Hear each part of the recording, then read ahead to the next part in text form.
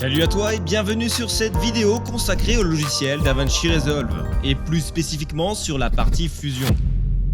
Si la page montage t'est familière et que tu as déjà utilisé la page fusion, eh bien tu es au bon endroit. Je vais te parler de quelque chose de très important, que tout débutant dans Fusion se doit de connaître. Je te montre comment créer et ouvrir une composition fusion.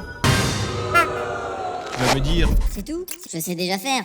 tu as peut-être l'impression d'en savoir suffisamment, mais laisse-moi te montrer cette méthode différente pour utiliser une composition fusion dans DaVinci Resolve. En fin de vidéo, je te donne 5 tips qui, je suis sûr, te seront utiles. Je fais le pari que tu vas découvrir de nouvelles choses. Sans plus attendre, commençons.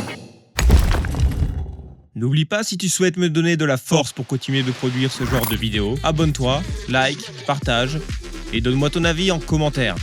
Première méthode. La méthode la plus connue pour ajouter une composition fusion consiste à passer par le panneau Effets. Dans la liste à gauche, sélectionne Effets, puis choisis Composition fusion. Il suffit ensuite de glisser cette composition sur la timeline.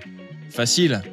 Pour l'ouvrir dans la page fusion, tu as plusieurs options. Première, tu peux cliquer directement sur l'icône fusion en bas de l'interface.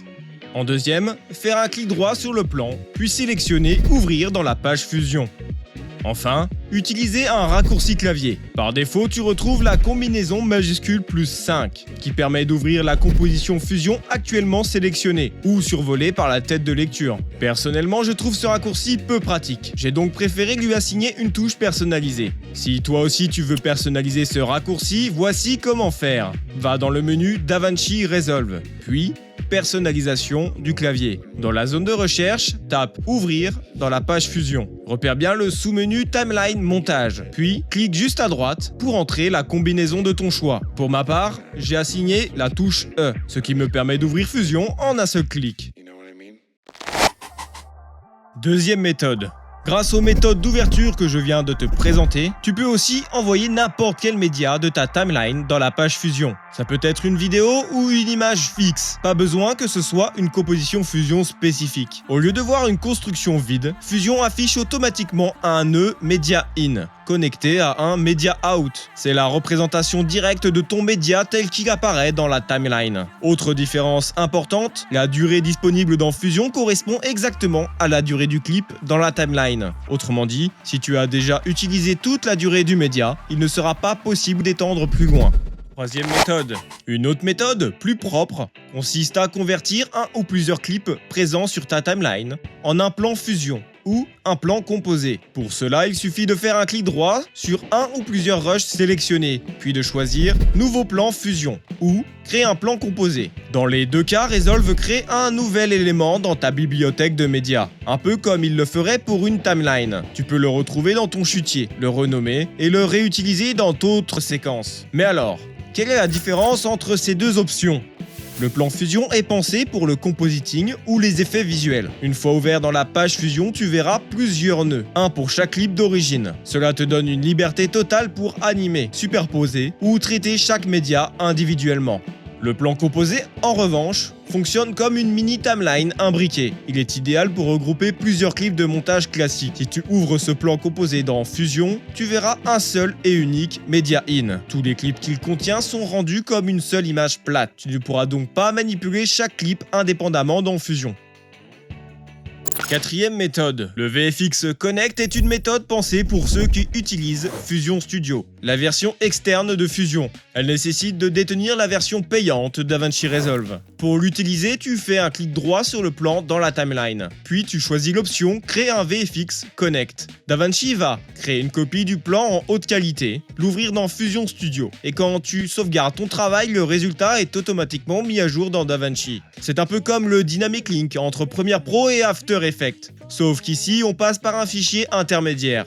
Cinquième méthode. Tu peux aussi créer une composition fusion vide directement depuis le chutier. Pour ça, fais un clic droit dans le dossier master ou dans n'importe quel chutier, puis sélectionne Nouvelle composition fusion. Une fenêtre s'ouvre aussitôt. Tu peux y définir plusieurs paramètres dès la création. Par exemple, le timecode de départ, la durée de la composition, le nom du plan ou la fréquence d'image. Une fois que tout est bon, tu cliques sur Créer et ta composition fusion apparaît dans le chutier. comme un clip autonome. Mais attention, cette composition n'est pas encore dans la timeline. Elle existe uniquement dans ta bibliothèque, tant que tu ne la glisses pas sur une piste de montage. Et autre point important, tu ne peux pas l'ouvrir par un double clic. Il faut impérativement faire un clic droit sur le fichier, puis choisir « Ouvrir dans la page Fusion » pour y accéder. C'est une méthode très pratique si tu veux préparer des animations à l'avance, créer des éléments réutilisables comme des titres ou des effets personnalisés, ou simplement travailler dans Fusion sans contrainte de timeline. Sixième méthode. Il est tout à fait possible de modifier un titre ou un effet Fusion déjà existant, même s'il a été simplement glissé depuis la bibliothèque d'effets. Prenons l'exemple des titres Fusion. Une fois placé sur la timeline, tu peux ouvrir dans la page Fusion. Tu retrouves tous les nœuds utilisés pour créer le titre. Tu peux les explorer, les modifier ou même complètement les transformer pour les adapter à ton style.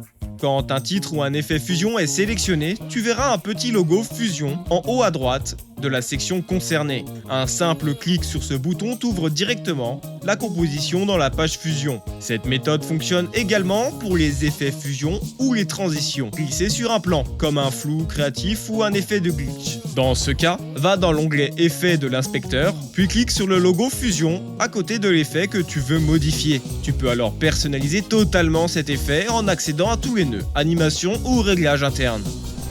Septième méthode, il existe une méthode pour réutiliser des compositions Fusion existantes, notamment si tu travailles avec Fusion Studio. Tu peux en effet importer un fichier .comp directement dans la page Fusion de DaVinci Resolve. Sache également que certains nœuds ne sont pas compatibles entre les deux logiciels. L'import d'un fichier Fusion Studio se fait uniquement depuis la page Fusion. Pour ce faire, tu vas dans le menu Fichier, Importer composition Fusion. Puis tu sélectionnes ton fichier dans ton disque. Une fois importé, la composition vient remplacer ou compléter la structure de nœuds déjà présente dans ton plan.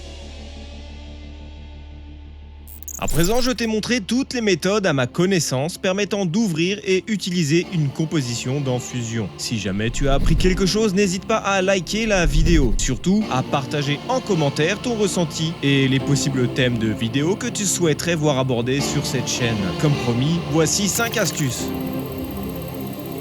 Pour réutiliser facilement une composition dans ton projet, tu peux la glisser directement dans le master ou un de ses chutiers. Par ailleurs, tu peux la renommer avant de la glisser en passant par l'inspecteur dans l'onglet Fichier. Deuxième, tu peux également glisser cette composition ou n'importe quel média dans le chutier Partager, ce qui permet à tout ce qu'il contient d'être disponible pour l'ensemble des projets de la bibliothèque. Pour l'activer, il suffit de cliquer sur les 3 petits points de la bibliothèque de médias, puis cocher Afficher le chutier partagé, qui apparaîtra juste en dessous du master. Troisième, tu peux ajouter des effets directement de la page montage sur ta composition Fusion, au même titre que n'importe quel média. Lorsqu'un effet est ajouté dans la page montage, tu ne le verras pas affecter la composition dans Fusion directement. Il y a un ordre de calcul prédéfini dans DaVinci Resolve, afin que les différentes pages n'entrent pas en conflit. Et la page média avec ses effets intervient après les effets Fusion. Quatrième, si tu ajoutes un plan d'effets et que tu l'ouvres dans la page Fusion, tu peux remarquer qu'il possède un Media In. Il a la particularité d'afficher directement l'image qui se situe sous le plan d'effet dans la timeline. Par ailleurs, tu peux également le faire toi-même à partir d'une composition Fusion en ajoutant et paramétrant un Media In. Sur celui-ci, tu coches dans Source Média l'option Background.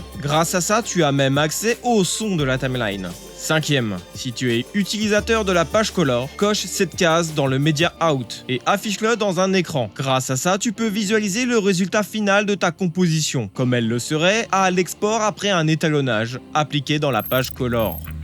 Et voilà pour ces 5 astuces. J'espère qu'elles t'auront donné de nouvelles idées pour améliorer ton workflow dans Fusion. Si tu as d'autres astuces ou questions, partage-les en commentaire. Ça pourra aider toute la communauté. Je me répète, mais si tu as des idées de sujets que tu aimerais voir sur la chaîne, n'hésite pas à les suggérer. Je pourrais en faire une prochaine vidéo. On se retrouve très bientôt pour une nouvelle vidéo sur DaVinci Resolve. D'ici là, continue de créer, d'expérimenter et d'apprendre.